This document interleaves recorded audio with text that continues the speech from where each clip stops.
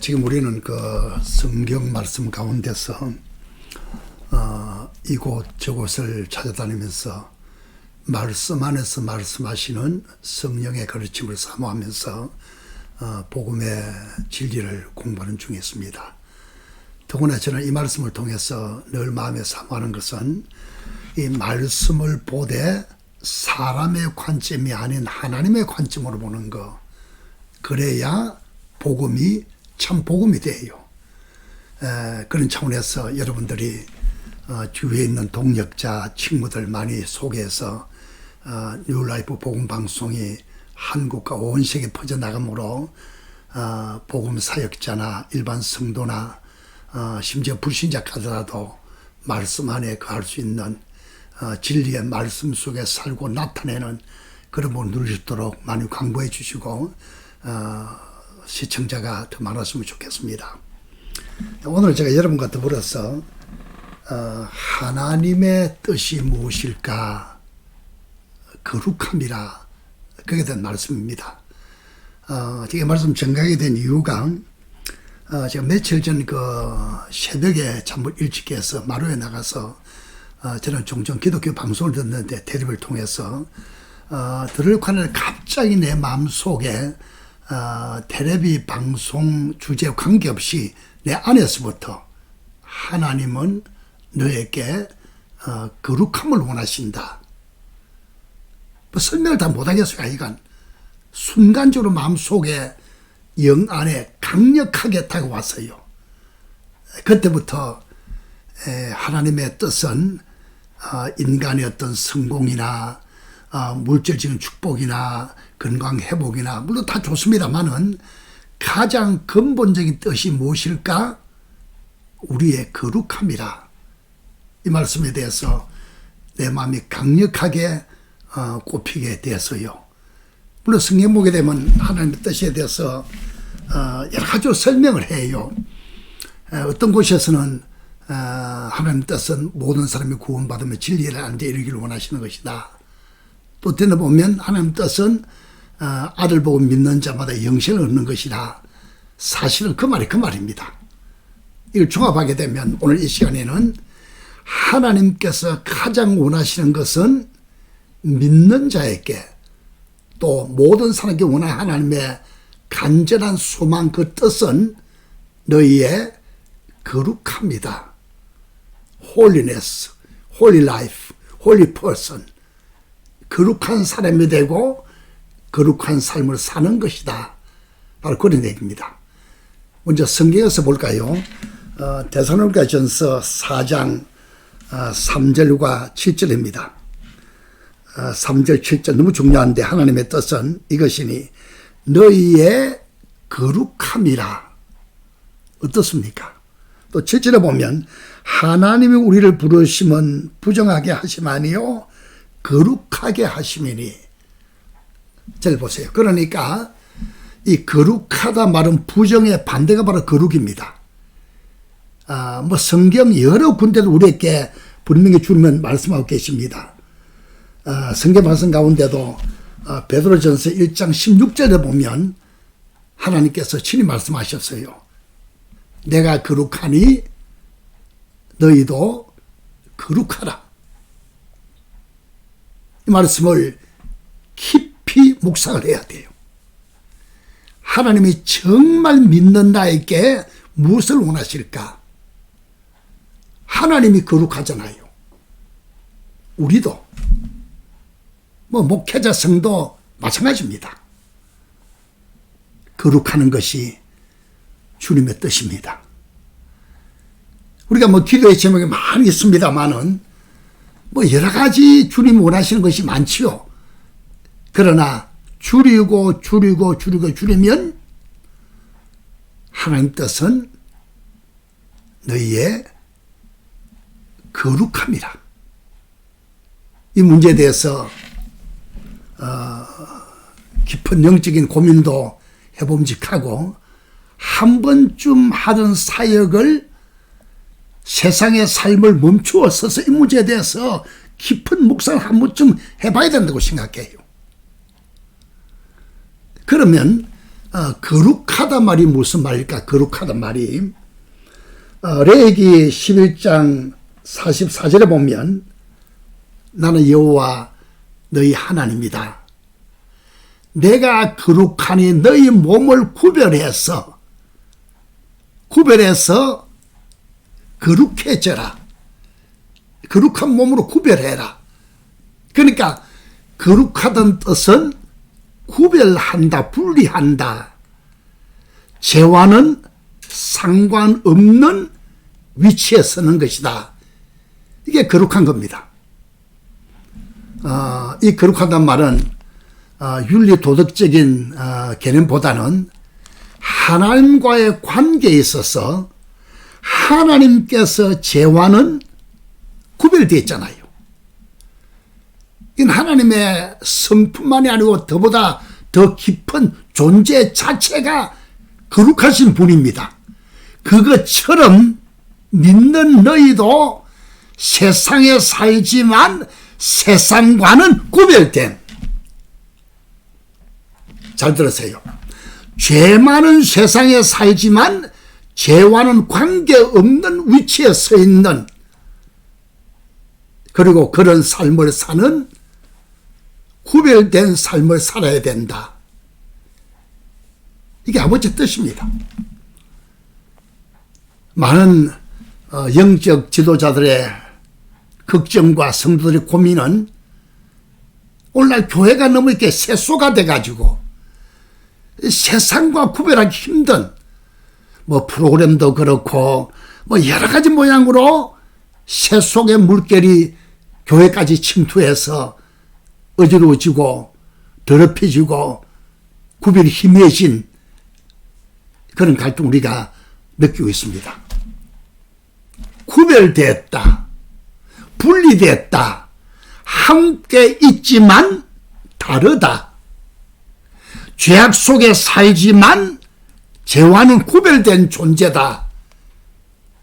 홀리, 이게 바로 거룩하다는 뜻입니다. 근데 우리가 이 거룩하다는 걸 이렇게 얘기할 때 보면 두 가지를 생각할 수 있어요. 신분상의 거룩과 실제상의 거룩.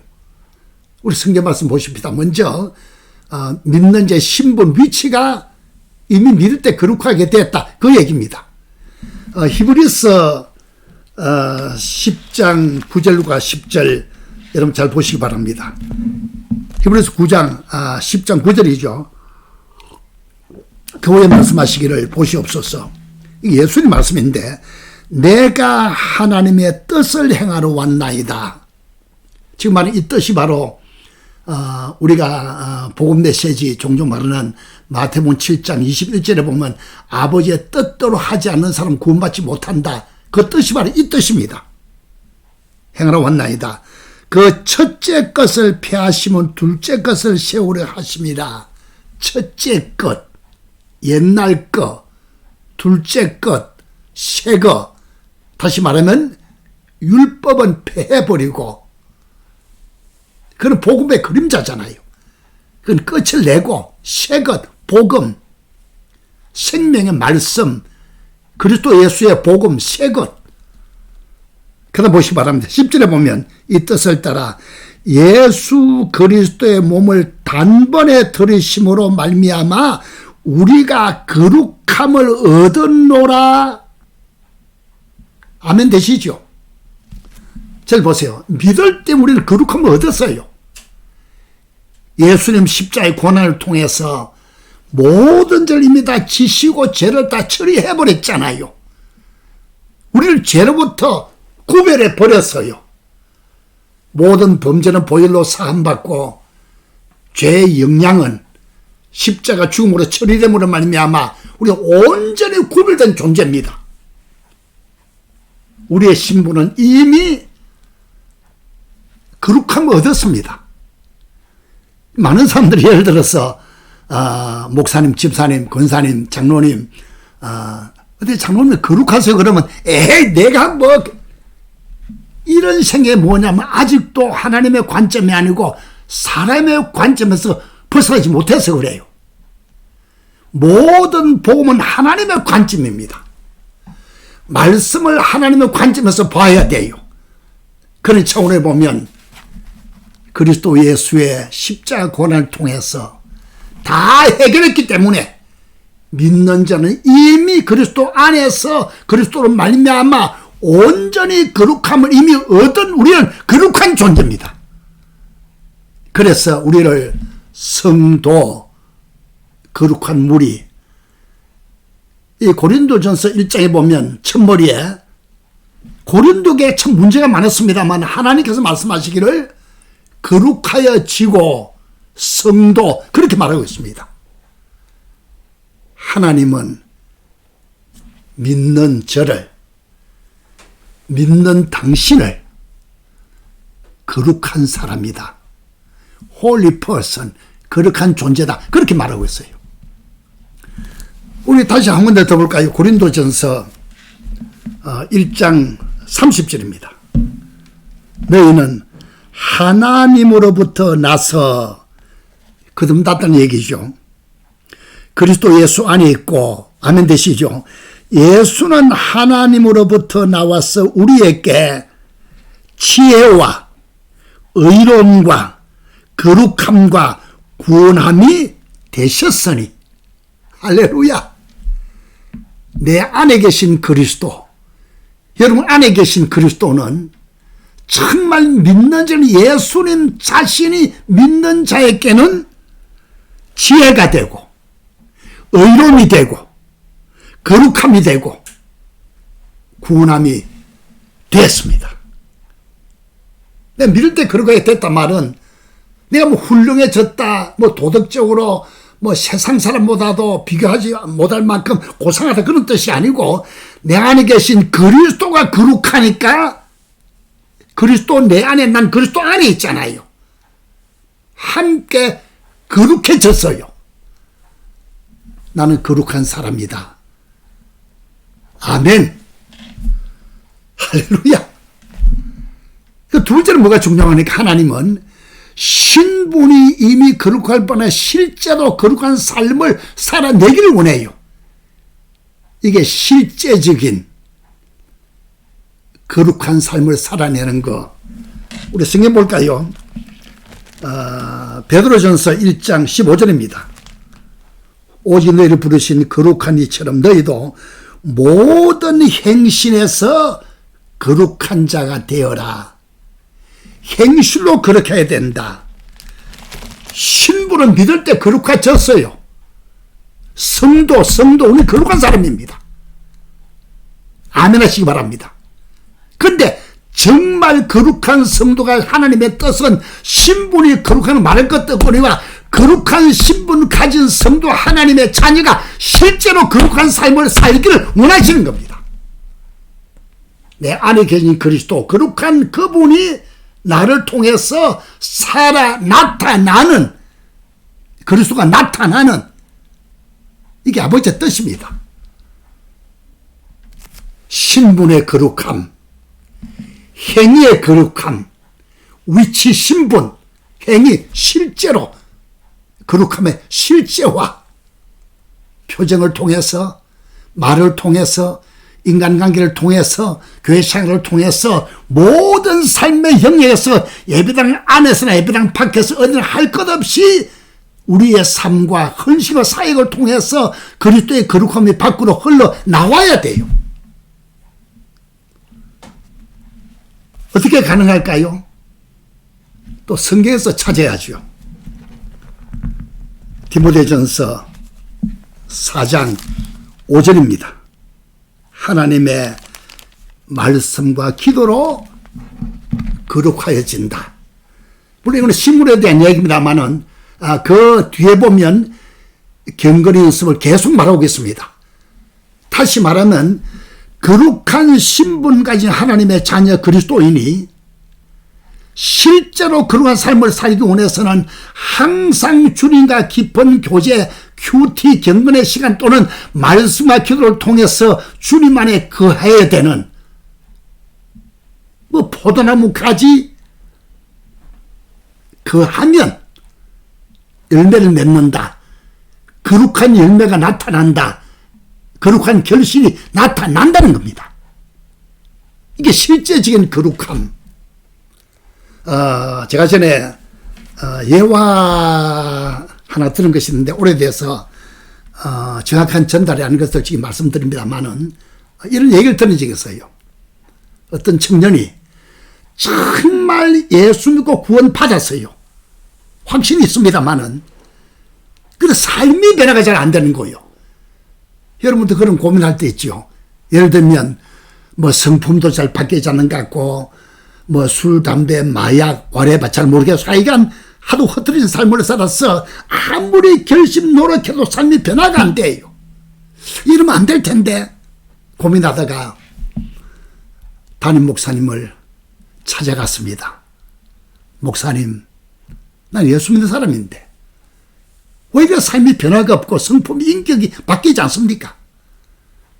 그랬더니 담임 목사님께서 다른 충고를 하는 것이 아니고 히브리서 10장 9절 10절 그 말씀 보여준 것 같아요.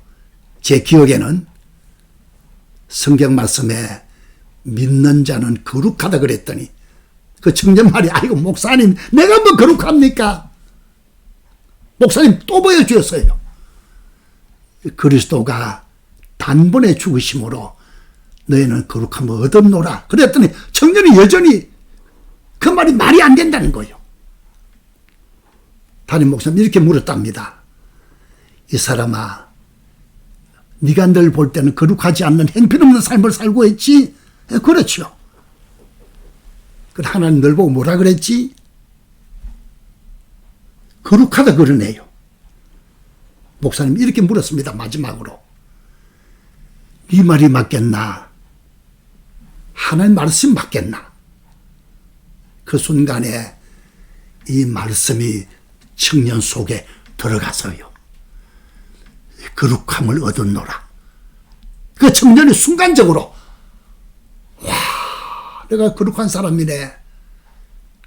하나님 날 보고 거룩하다 하네. 그 순간부터 그 청년이 싹 변하기 시작해요. 하나님의 말씀이 들어올 때, 또 주님과 깊이 기도할 때, 주는 구하면 주신다 그랬잖아요. 또 에스겔서에 보면 하나님께서 다 해주겠는데 그래도 이스라엘 너희는 나에게 구하여야 된다. 정말 거룩함을 입은 여러분들은 하나님 아버지 앞에 기도로 하나님 거룩한 삶을 살기 원합니다. 그런 삶이 나를 통해서 나타내기 원합니다. 내 안에 계신 그리스도 주의 거룩함이 나를 통해서 나타나 주시옵소서. 그리고 말씀을 먹게 되면 말씀이 들어가요. 생명으로 바뀌어요. 영 안에 생명이 충만해요. 혼, 생각, 마음과 몸을 적셔요. 그 생명이, 그 그리스도가, 그 거룩함이 삶의 현장에서 나타나는 것을 경험하게 돼요. 너무 좋죠. 하나님의 뜻은 너희의 거룩함이라.